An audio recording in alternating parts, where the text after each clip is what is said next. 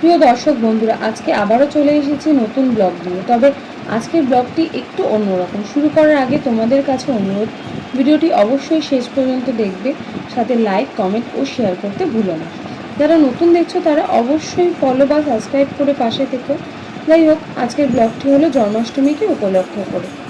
শাশুড়ি মায়ের আবদারে গতকাল ঘড়ির কাঁটায় রাত 11:30টায় চলে গিয়েছিলাম আমাদের এলাকায় রাধাকৃষ্ণ মন্দিরে। আজ সেখানে জন্মাষ্টমী উপলক্ষে রাত 12টায় শ্রীকৃষ্ণের অভিষেক অনুষ্ঠান হয়েছিল। এত সুন্দর অভিষেক অনুষ্ঠান হয়েছিল, তা তোমাদের সকলকে দেখানোর জন্য ক্যামেরাবন্দি করে ব্লগটি করলাম। মন্দিরে গিয়ে দেখি এত রাতেও ভক্তদের সমাগম, একদিকে কীর্তন চলছে। তাই অভিষেক অনুষ্ঠান শুরুর আগেই আমি পুরো মন্দির চত্বরটি ক্যামেরাবন্দি করলাম। মূল মন্দিরটি পর্দা দিয়ে ঘেরা ছিল, সেখানে বাবাজি ও সেবকেরা ঠাকুরকে প্রস্তুত করছিল। তার মাঝে আমি পুরো মন্দির অফিস রুম থেকে শুরু করে বাকি চত্বরগুলো ক্যামেরাবন্দি করলাম।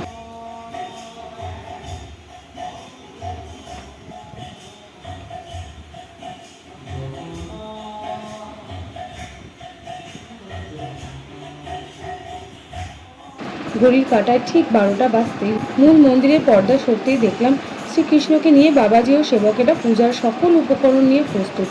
এরপর শ্রীকৃষ্ণের অভিষেক অনুষ্ঠান যেভাবে সম্পূর্ণ হলো তা অতুলনীয়।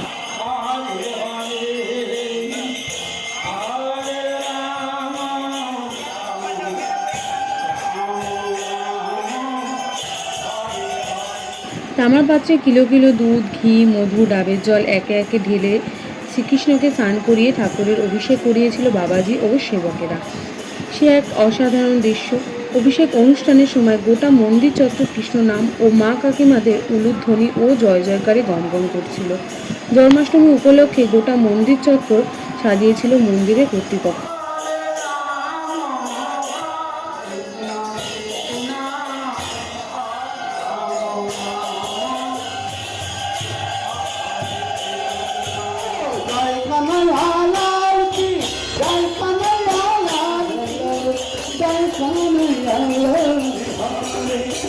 Hare Krishna,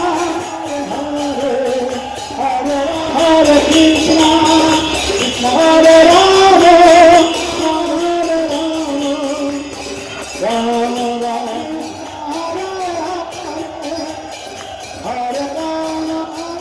প্রায় 40 মিনিট ধরে ভগবান শ্রীকৃষ্ণের অভিষেক অনুষ্ঠান চলে। এরপর আবারও মূল মন্দিরে পর্দা টেনে দেয় সেবকেরা, আর ওদিকে ভক্তরা কৃষ্ণ নামে জয়ধ্বনি তোলে ও হরিনাম সংকীর্তনে সামিল হয়। এরপর রাতে ঠাকুরের আরতি ও মহাভোগের কর্মসূচি ছিল, কিন্তু রাত 1টা বেজে যাওয়ায় আমি ও মা বাড়ি ফিরে আসি। রাত হয়ে যাওয়ায় এই পর্যন্ত ক্যামেরাবন্দি করতে পারলাম। আজ বুধবার জন্মাষ্টমী উপলক্ষে মন্দিরে মহাভোগের আয়োজন করা হয়েছিল।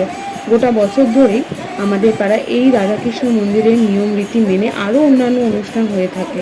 বহু দূর দূর থেকে ভক্তদের সমাগম হয়। তোমরা যারা ব্লগটি দেখছো, মন্দিরে আসার আমন্ত্রণ রইল। আজ ব্লগটি কেমন লাগলো অবশ্যই কমেন্ট করে জানিও। আবারও দেখা হবে পরের একটি ব্লগে। জয় গোপাল।